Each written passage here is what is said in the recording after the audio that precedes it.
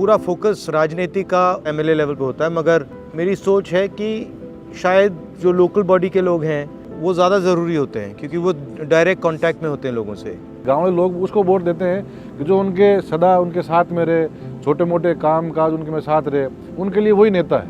आजकल क्या होता है और पूरे हिंदुस्तान में हो रहा है, सरकारों को ब्यूरोक्रेसी चलाती है। जी सर, बहुत ठीक है, उन्होंने ठेका ले रखा है, वो जो भी डिसीजन लेना चाहते हैं लेते हैं और उनसे पावर लेकर नीचे धकेलना है। दूसरी बात, जो प्रधानमंत्री बीमा योजना है वो डायरेक्ट किसान के जेब में से उद्योगपति के बैंक अकाउंट में ट्रांसफर है। हाँ। हर स्टेट में मैंने पूछा कि भैया आपने बीमा का पैसा भरा? हाँ भरा।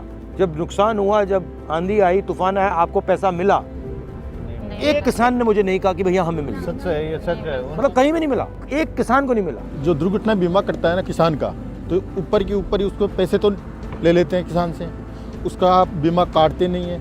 बाय दी वे 1000 किसानों का बीमा कट गया तो वो तो रख लेते हैं जेब में पैसा, और 1000 में एक दुर्घटना से ख़त्म हो जाता है और उसके घर वाले उसके पास जाते हैं ना, तो कोऑपरेटिव सोसाइटी में ये कहा जाता है कि बीमा कटाया ही नहीं था। हम जो योजना लाए थे, ये न्याय योजना जो है, जो हर महीने हिंदुस्तान के गरीब लोगों को 6000 रुपये बैंक अकाउंट में डायरेक्ट डालने के, वैसा कोई ना कोई योजना हमें निकालनी पड़ेगी जिससे किसान के पैरों के नीचे एक फर्श सा बन जाए, जिसके नीचे वो जा ही ना पाए। किसान की समर्थन मूल्य पे जो खरीद होती है और आमदनी दोगुनी करने की बात है, तो समर्थन मूल्य दोगुना कर देना, ये अन्नदाता है ना, मेहनत की कमाई खाता है, उससे भी कर लेगा। हमने ये छत्तीसगढ़ में किया है और उससे क्या होता है, अगर किसान को सही दाम मिलता है, पूरे प्रदेश की इकोनॉमी स्टार्ट हो जाती है। किसान की सबसे बड़ी समस्या, सबसे बड़ा दुश्मन है आवारा पशु। पूरी रात भर इस ठिठुरती सर्दी में किसान सुबह 5 बजे तक रखवाली करेगा।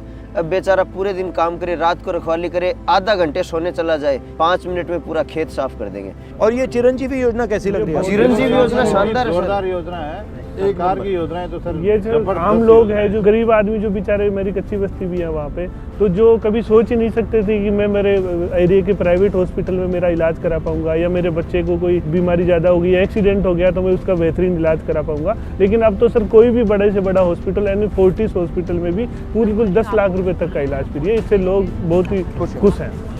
इंग्लिश मीडियम स्कूल में पढ़ना एक सपना सा था गांव के लोगों के लिए। बड़े महानगरों में तो इंग्लिश मीडियम स्कूलें थी। ये मेरी सोच है। देखिए, आपको हिंदी पढ़नी है, आपको बंगाली पढ़नी है, आपको लोकल लैंग्वेज पढ़नी है, आप पढ़ो, वो बहुत ज़रूरी है।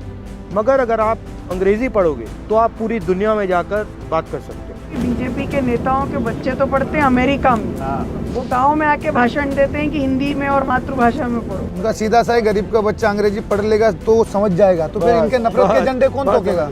इनकी दुकानदारी बंद हो जाएगी।